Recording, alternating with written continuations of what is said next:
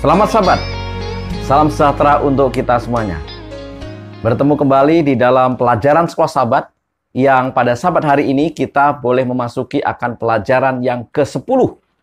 Tanpa terasa di tengah situasi kondisi pandemi yang masih belum berakhir, kita sudah tiba di pelajaran yang ke-10. Pelajaran yang ke-10 dengan judul Alkitab sebagai Sejarah. Bapak Ibu yang dikasihi Tuhan, sebelum kita belajar, mari kita tunduk kepala dan kita berdoa. Bapa di surga, mohon hikmat, akal budi, kecurahan kuasa Roh Kudus-Mu, agar segala pengetahuan kami boleh pergunakan dengan baik untuk kami menerima akan pelajaran sekolah sahabat ini. Terima kasih ya Tuhan, bersamalah dengan kami, dan segala pengetahuan ini kami rindu untuk boleh kami dapatkan dan kami bertumbuh di dalam firman-Mu. Dalam nama Yesus kami berdoa. Amin. Saudara-saudara sekalian, di hari yang indah ini, pada Sabat yang istimewa ini, saya masih tetap menyapa saudara sekalian di dalam video online ini. Bapak, Ibu yang dikasihi Tuhan, mari kembali kita membuka akan pelajaran sekolah sahabat kita.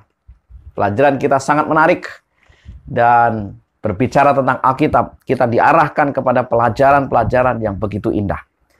Alkitab sebagai sejarah, ayat intinya atau ayat hafalan terdapat di dalam Keluaran 20 ayat 2, atau juga bisa disejajarkan dengan Ulangan 5 ayat 6. Nah, firman Tuhan berkata, "Akulah Tuhan Allahmu yang membawa engkau keluar dari tanah Mesir, dari tempat perbudakan." Latar belakang daripada ayat ini adalah bahwa bangsa Israel telah dibawa keluar dari tanah perbudakan, dari Mesir. Dan sekarang Allah mau memberikan kepada orang Israel, bangsa Israel itu, umat-umat Allah itu, sebuah peraturan-peraturan.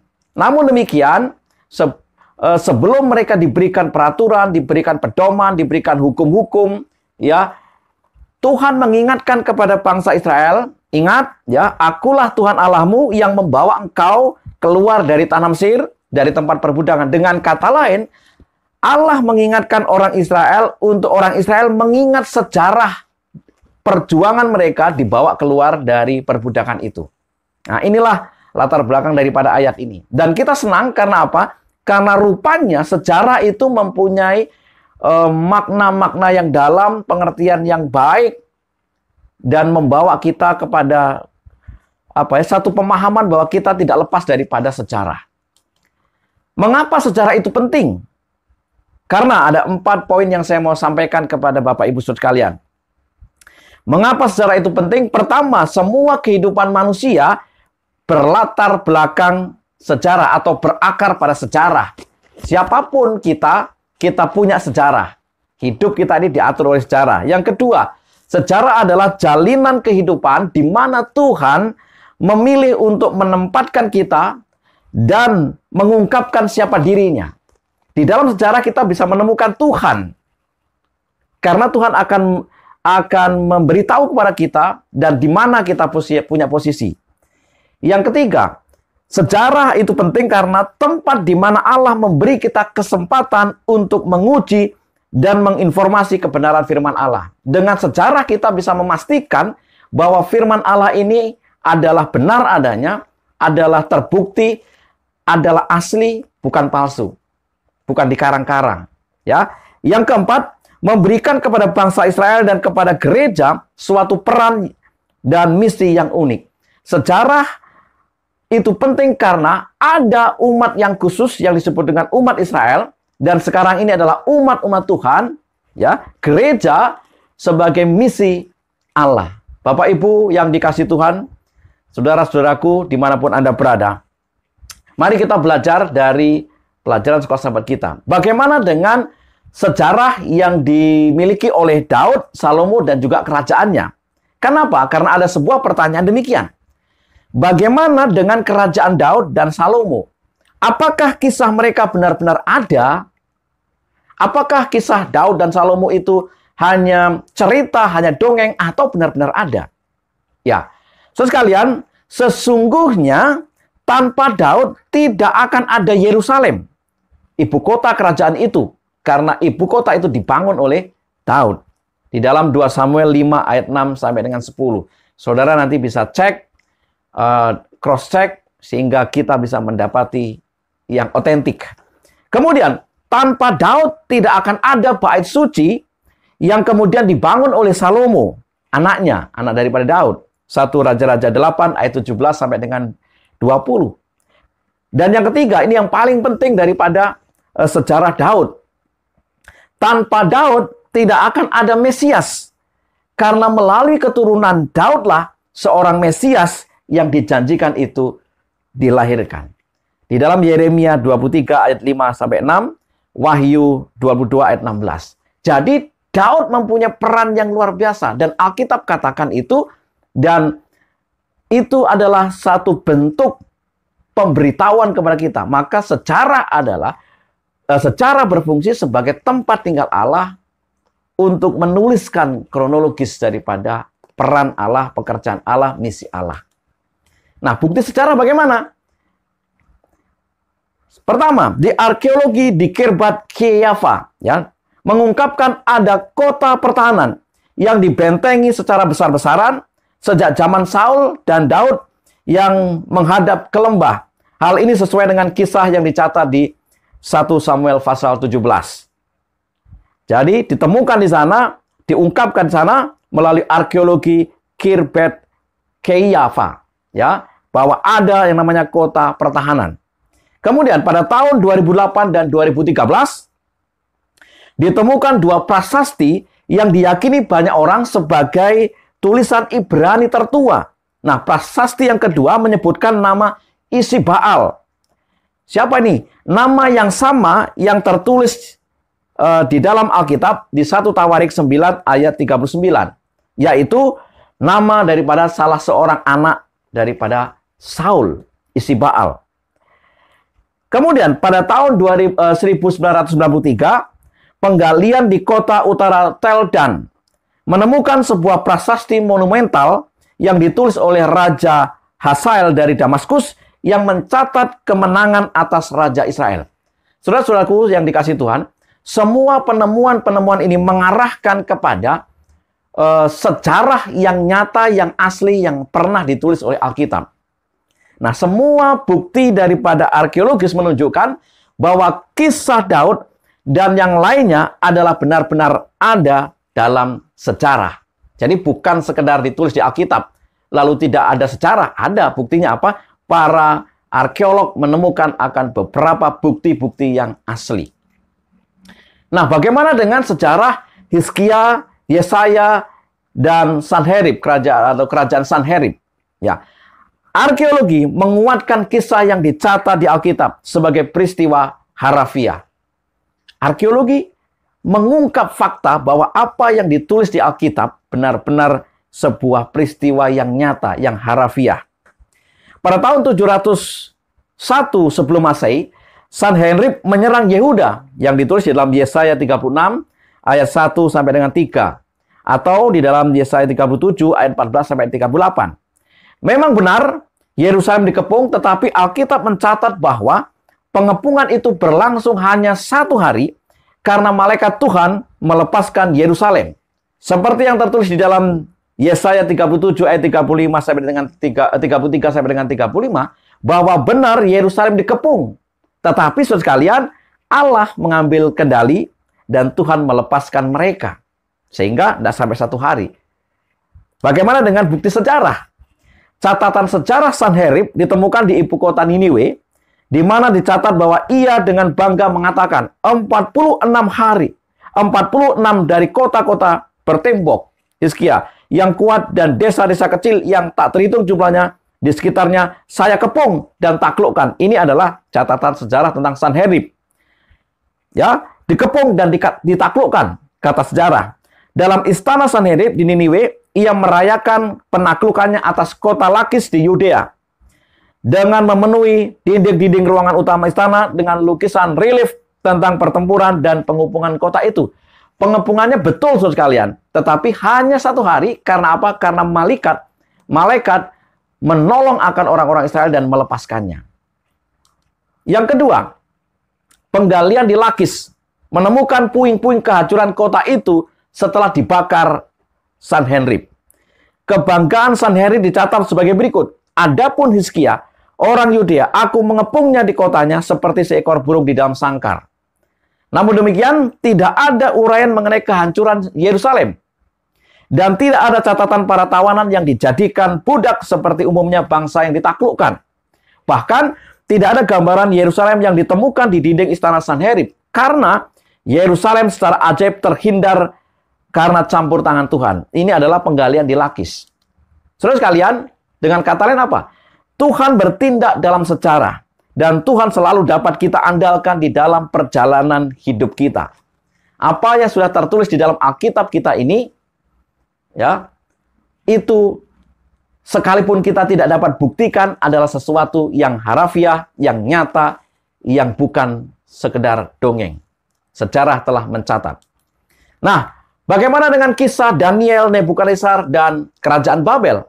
Apakah itu juga kisah yang nyata atau sekedar cerita saja? Bapak Ibu yang dikasihi Tuhan, saudara-saudaraku dimanapun Anda berada. Nah, kisah di Alkitab tentang Babylon di masa Nebukadnezar, ya, Belshazzar dan pejabat Babel Nebuchadnezzar, tertulis dalam Yeremia 39 ayat 3, adalah kisah yang nyata di dalam sejarah. Bagaimana kita tahu? Saudara sekalian, keteguhan Daniel dalam imannya, baik dalam hal makanan maupun dalam penyembahan kepada Tuhan, tidaklah diragukan. Karunia Tuhan kepada Daniel dalam hal hikmat, pengetahuan, dan pengertian diakui oleh Raja Babylon. Bahkan Daniel menduduki posisi penting di kerajaan Babylon, Daniel 1. Dan yang lebih penting lagi adalah pertobatan Raja Nebukadnezar, di mana Daniel menjadi sarana Tuhan untuk menasihati dan memberi amaran kepada Raja. Daniel 4 ayat 34 sampai dengan 37. Itu yang ada di dalam Alkitab. Nah, bagaimana dengan sejarah? Apakah ada buktinya? Baik. Pertama, bulan Juli 2007, seorang pakar dari Universitas Wina di Museum Inggris menemukan sebuah tablet dan menemukan nama Nebuchadnezzar. Siapa Nebuchadnezzar? Nebuchadnezzar adalah salah seorang pejabat Babylon yang disebutkan oleh Nabi Yeremia. Cocok dengan Alkitab. Betul? Nah, artinya apa? Arkeologi telah menunjuk kepada zaman Daniel dan Nebukadnezar.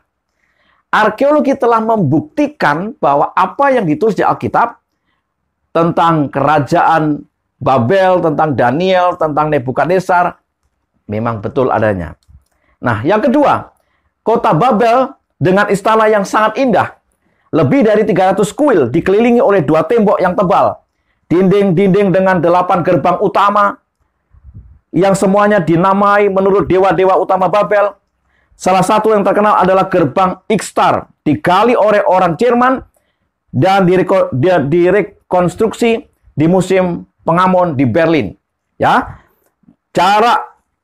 jalan arak-arakan menuju gerbang Ikstar dilapisi gambar 120 singa. Dan gambar singa besar yang menerkam manusia juga ditemukan saat penggalian dan masih tetap berdiri sampai sekarang di kota itu, di luar kota. Saudara sekalian, penemuan ini sesuai dengan gambaran yang diberikan kepada Babylon sebagai singa dengan sayap burung Raja Wali. Daniel 7 ayat 8. Sekali lagi bahwa arkeologi, penemuan-penemuan membuktikan bahwa apa yang telah tertulis di dalam Alkitab tercatat sebagai satu jalinan sejarah di mana Allah memang bertindak dalam hal ini. Nah, semua penemuan ini menyaksikan kebenaran Alkitab. Bahwa sejarah Alkitab dan pekabaran kenabiannya terbukti benar. Bagaimana dengan kisah Yesus atau sejarah Yesus? Apakah Yesus ini cerita-cerita tentang Yesus, tentang kesembuhannya, mujizat-mujizat, kebangkitan, kematian, dan seterusnya adalah hal-hal yang bisa dibuktikan? Nah, sebenarnya Alkitab tidak perlu untuk dibuktikan. Karena ini Alkitab perlu kita imani. Tetapi sekali lagi bahwa arkeolog, para sains, ilmu-ilmu, orang-orang pintar selalu ingin membuktikan. Mari kita lihat beberapa kisah berikut ini. Kayafas adalah imam besar yang menghasut orang banyak untuk membunuh Yesus. Kemudian Pilatus adalah gubernur Roma di Yudea yang membuat keputusan penyaliban Yesus. Di mana ditulis di Matius 26 ayat 57 sampai dengan 67 atau di Yohanes 11 ayat 45 sampai dengan 53 atau Yohanes 18 ayat 29 sampai 31. Nah, keberadaan mereka dikuatkan oleh penemuan arkeologi dan catatan sejarah. Hal ini menguatkan bahwa catatan Alkitab benar adanya. Kembali bahwa arkeologi menguatkan penemuan-penemuan mereka, membuktikan bahwa apa yang ditulis oleh Alkitab benar adanya. Bukti sejarah. Tahun 1990 ditemukan sebuah makam keluarga di selatan Yerusalem yang berisi 12 ossuarium atau peti tulang belulang. Ya, para pakar mempercayai bahwa peti tulang yang ditemukan tersebut adalah peti tulang Kayafas, imam besar yang terlibat langsung dengan kematian Yesus. Jadi, dari penemuan itu membuktikan, oh ada di sana peti-peti tulang, dan para peneliti ini mempercayai bahwa peti tulang Kayafas di sana ada. Yang kedua, tahun 1961 ditemukan sebuah prasasti di atas batu dalam teater di Kaisaria Maritima yang bertuliskan nama Pontius Pilatus, gubernur Yudea di bawah Kaisar Tiberius. Ada nama Pontius Pilatus. Sebagaimana kita catat, kita tahu, dicatat di dalam Alkitab. Kemudian, Yosefus, sejarawan Yahudi, menulis untuk kepentingan Romawi. Ia menuliskan demikian. Selain mengambil paksa Yusuf, seorang imam besar yang bernama Kayafas menunjuk Jonathan, putra Ananus, mantan imam besar, untuk menggantikannya. Nama Kayafas kembali disinggung oleh Yosefus, sejarawan Yahudi. Yang keempat, Tacitus, seorang sejarawan Romawi, abad kedua, menulis tentang Kristus.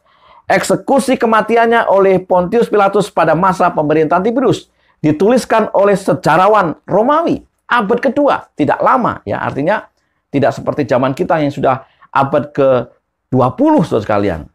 Kemudian yang kelima, ada yang disebut dengan gubernur Romawi Pliny the Younger, ya, menulis pada tahun 112 sampai 113 Masehi, 100 tahun setelah Yesus, kepada Kaisar Trajanus. Jadi gubernur Romawi ini menulis kepada Kaisar Trajanus, dan dia menanyakan bagaimana ia harus memperlakukan orang-orang Kristen. Dia menggambarkan bahwa orang Kristen sebagai perkumpulan yang mengadakan pertemuan pada hari tertentu sebelum hari terang, di mana mereka berkumpul dan menyanyikan lagu-lagu seperti kepada dewa-dewa. Ini adalah beberapa pandangan membuktikan bahwa apa yang tertulis di dalam Alkitab bisa dibuktikan di dalam penemuan-penemuan arkeologi. Baik penemuan tablet, baik penemuan prasasti, baik penemuan surat-surat, dan yang lain sebagainya. Nah, saudara sekalian, catatan sejarah ini juga menunjukkan bahwa Yesus disembah dalam 50 tahun pertama setelah kematiannya. Namun demikian, walaupun bukti-bukti arkeologis ini penting dan mendukung iman kita, namun keimanan kita tidak bergantung pada bukti-bukti tersebut. Artinya apa? Iman kita berpijak sepenuhnya kepada Alkitab. Bagaimana kita bisa mempercaya itu? Karena di pelajaran sekolah sahabat kita di hari Kamis dikatakan iman dan sejarah. Ya, bagaimana di Ibrani pasal 11 dicatat tentang para pahlawan iman yang berjuang di dalam imannya.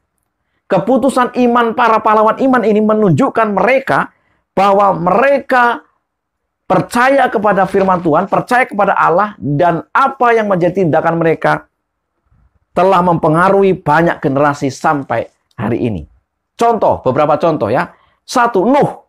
Ia bertindak membangun bahtera karena iman. Percaya pada firman Allah di atas pengalaman dan logika. Kenapa? Karena pengalaman dan logika menyatakan bahwa air bah sama sekali tidak masuk akal. Bagaimana Nuh mau percaya kepada Tuhan sementara pada waktu itu hujan belum turun? Tidak ada air sama sekali. Dalam artian banjir, hujan, segala macam, kan tidak ada. Tetapi Nuh percaya kepada apa yang disebut dengan firman Tuhan, kepada Allah. Abraham, ia meninggalkan Urs di selatan Mesopotamia, kota paling maju di dunia saat itu, untuk pergi ke tempat yang belum ia tahu.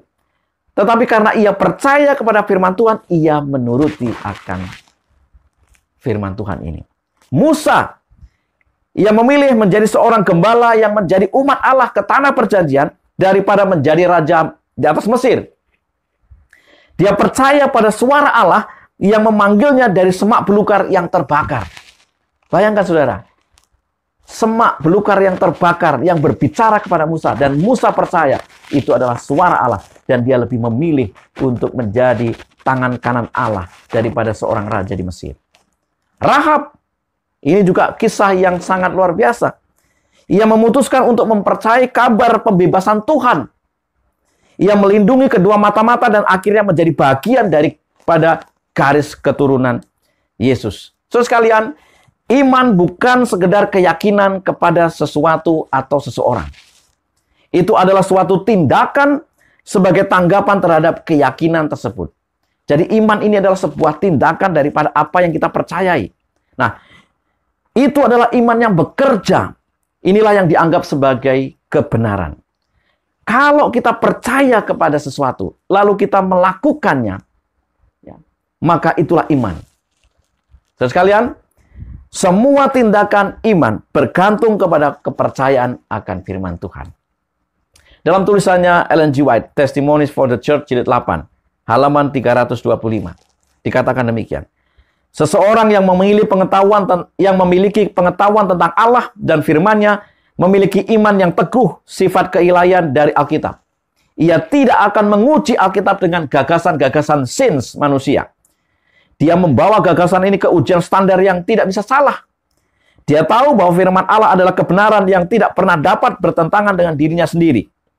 Apapun dalam ajaran yang disebut sains bertentangan dengan kebenaran wahyu Allah adalah dugaan manusia belaka. Bagi yang benar-benar bijaksana, penelitian ilmiah membuka bidang pemikiran dan informasi yang luas. Artinya apa, saudara sekalian?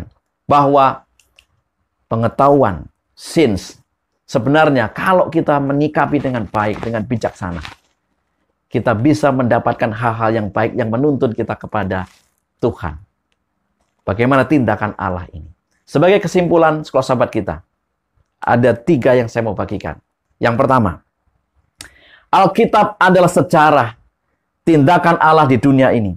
Tindakan Allah kepada manusia. Yang kedua, catatan sejarah telah ternoda oleh masuknya dosa. Dan yang ketiga, Allah bertindak di dalam sejarah kehidupan manusia dengan rencana besar untuk menyelesaikan sejarah manusia ini. Dengan membuat garis lurus dari permulaan penciptaan yang segala sesuatu diciptakan sempurna, kemudian dirusakkan oleh dosa, dan kemudian Allah berencana untuk memulihkan kembali dalam keadaan yang sempurna menuju kekekalan. Inilah yang disebut dengan sejarah. Sebuah garis lurus yang dibuat oleh Allah untuk memberitahu kepada kita, umat-umat Allah di zaman ini. Sebagaimana ia berkata kepada orang Israel, "Akulah Tuhan Allahmu yang telah menuntun engkau keluar dari tanah Mesir." Maka pelajaran-pelajaran ini atau sejarah ini telah memberitahu saya dan saudara untuk bahwa Allah bertindak, bahwa Allah telah memberikan, telah mengatur dunia ini sedemikian rupa. Bila mana manusia telah jatuh dalam dosa, ada rencana Allah untuk memulihkannya. Dan itulah sejarah.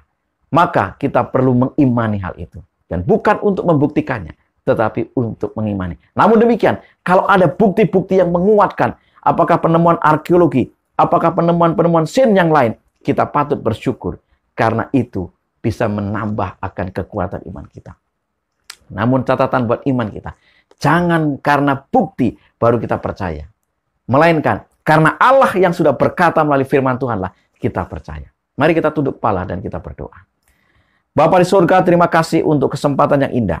Kami boleh belajar akan pelajaran sekolah sahabat kami. Bagaimana di dalam sejarah itu Allah bertindak. Allah menentukan hal-hal di dalam segala rencananya. Dan kemudian Allah mengatur segala sesuatunya untuk keselamatan manusia. Terima kasih ya Tuhan. Berikanlah kami hikmat akal budimu. Sehingga hal-hal yang sulit kami pahami, kami boleh semakin diteguhkan. Di dalam nama Yesus kami berdoa. Amin. Bapak Ibu yang dikasihi Tuhan, selamat Sabat, dan kiranya sepanjang Sabat ini sekalipun kita beribadah di rumah, kita tetap bersuka cita. Tuhan memberkati kita.